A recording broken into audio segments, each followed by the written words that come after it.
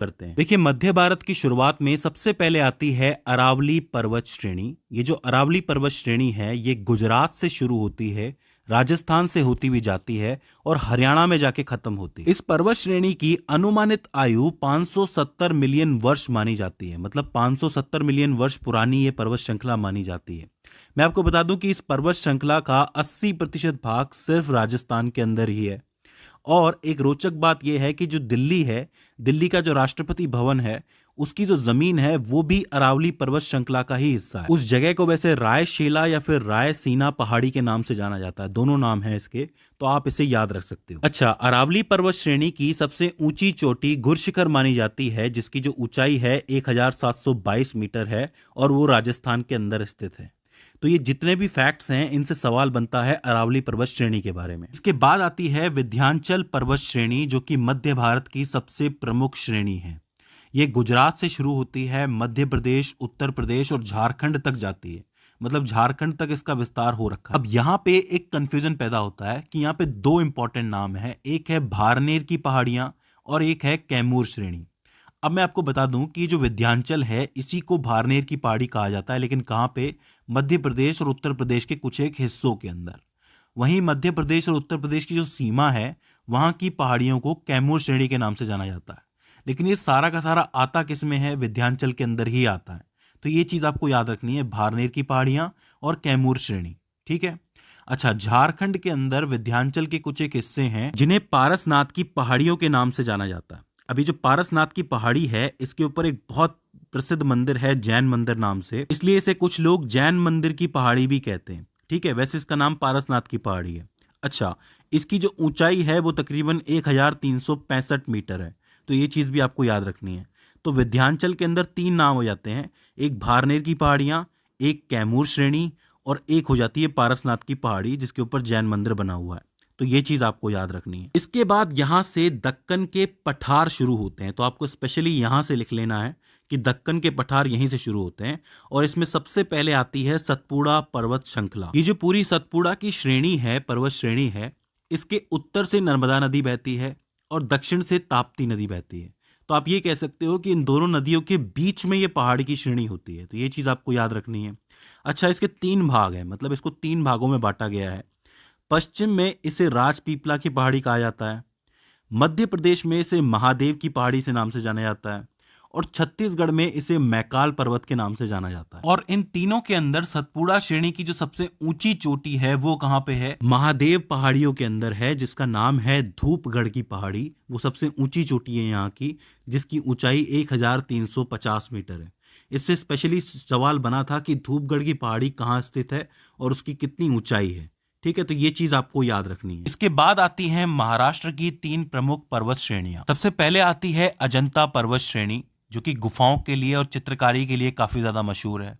इसके बाद आती है सतमाला, जो कि महाराष्ट्र के अंदर ही है। और इसके बाद आती है हरिश्चंद्र पर्वत श्रेणी, जो कि महाराष्ट्र के अंदर ही है। तो पूछ लिया जाता है कि महाराष्ट्र की तीन फेमस पर्वत श्रेणियों के नाम बताइए, तो आप बता सकते हैं। ठीक है। इसके बाद महाराष्ट्र के अंदर ही एक और इंपॉर्टेंट पहाड़ी है जो कि कर्नाटक तक जाती है, वो है बालाघाट पर्वत श्रृंखला।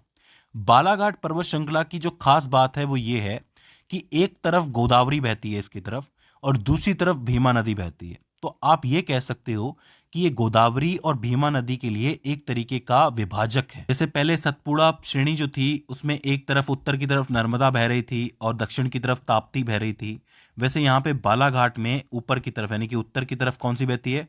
गोदावरी बहती है और दक्षिण की तरफ भीमा नदी बहती है। ठीक है। इसके बाद आते हैं दक्षिण भारत के कुछ एक राज्य जिनकी बहुत ही फेमस पहाड़ियां हैं, इनका नाम आपको याद रखना है। सबसे पहले आती है नल्ला मलाई की पहाड़ी, जो कि पूर्वी तट की एक पहाड़ी है, जो कि आपके आंध्र प्रदेश की कृष्णा नदी के पास मौजूद है। देखिए, यहाँ से कृष्णा बहती है और ये पूर्वी तट है, हमारे देश का पूर्वी तट है, तो इसे पूर्वी तट की पहाड़ी भी कहा जाता है। कौन सी है? नल्ला मलाई की पहाड़ी। इसके बाद इसी के नीचे आती है जावदी पहाड़ी, ये भी आपकी पूर्वी तट की पहाड़ी है। ये कहाँ पे है? तमिलनाडु राज्य के उत्तर में स्थित पहाड़ी है ये। तो ये दोनों एक साथ आप याद रख सकते हो। इसके बाद केंद्र में यहाँ पर एक और पहाड़ी आती है जिसको हम नीलगिरी पहाड़ी कहते हैं। इसका नाम आपने बहुत बार सुना होगा, काफी फेमस पहाड़ी है, इसको पहाड़ियों की रानी कहा जाता है, नीलगिरी पहाड़ी। तो आपको याद रखनी है। ये कहाँ पे स्थित है? केरल, तमिलनाडु और कर्नाटक में फैली हुई पहाड़ी है। इसको केंद्रीय पहाड़ी भी कह सकते हो आप। अच्छा, नीलगिरी की जो पहाड़ियां हैं उसमें एक बहुत ही मशहूर चोटी है जिसका नाम है डोडा बेट्टा। अब इसको आपको जरूर याद रखना है, ये नाम आपने सुना भी होगा कई बार कि डोडा बेट्टा की जो चोटी है वो दक्षिण भारत की दूसरी सबसे ऊंची चोटी है, जिसकी ऊंचाई है तकरीबन 2637 मीटर के आसपास। ये जो डोडा बेट्टा पहाड़ी है और इसके आसपास का एरिया है, यहीं पे टोडा जनजाति के लोग भी निवास करते हैं। इसके बाद आती है अन्नामलाई पहाड़ियां, जो कि केरल और तमिलनाडु की सीमा पर स्थित है, और इनकी जो सबसे ऊंची चोटी है वो है अन्नामुदी। अन्नामुदी बहुत इंपॉर्टेंट नाम है, ये सबसे ऊंची पहाड़ी मानी जाती है इसके लिए, और उसकी ऊंचाई है 2695 मीटर। तो एक चीज समझ लो कि डोडा बेट्टा जो है वो 2637 मीटर थी, और ये जो आपकी अन्नामुदी है ये 2695 मीटर है। तो सबसे बड़ी कौन सी हो गई दक्षिण भारत में? अन्नामुदी हो गई। और दूसरे नंबर पे कौन सी आई? ये आपकी डोडा बेट्टा आई। तो इस चीज को आपको याद रखना है। इसके बाद आती है भारत की सबसे दक्षिणी पहाड़ी या फिर सबसे अंतिम पहाड़ी कही जाने वाली कार्डमम पहाड़ी। अब अगर आप लोग इंग्लिश जानते हैं तो आपको पता होगा कि कार्डमम का मतलब होता है इलायची। इलायची को इंग्लिश में कार्डमम कहते हैं। वो इसलिए क्योंकि ये जो पहाड़ी है ये केरल और तमिलनाडु में फैली हुई है, और इन पहाड़ियों पे किसकी खेती होती है? इलायची की खेती होती है। इसलिए इस पहाड़ी को इलायची पहाड़ी कहा जाता है, अंग्रेजी में बोले तो कार्डमम पहाड़ी। तो ये चीज़ आपको याद रखनी है। तो आखिर में इलायची पहाड़ी हो जाती है। इसके अलावा दो और पहाड़ियां हैं, एक है अंडमान निकोबार में। पूछ लिया जाता है कि अंडमान निकोबार की सबसे ऊंची चोटी कौन सी है, तो आपको लिखना है सैंडल पीक। और लक्षद्वीप की सबसे ऊंची चोटी कौन सी है, तो आप लिखोगे नारचो। ठीक है। तो दोस्तों ये हो जाती हैं आपकी मध्य भारत और दक्षिण भारत की कुछ एक प्रमुख पहाड़ियां। आई होप आपको समझ में आ गई होंगी। अगर इसके बाद भी इसके अंदर आपको कोई दिक्कत आती है, कोई क्वेरी आती है, तो आप हमें कमेंट सेक्शन में बता सकते हैं। तो दोस्तों आज की इस वीडियो के अंदर बस इतना ही। सी यू इन द नेक्स्ट।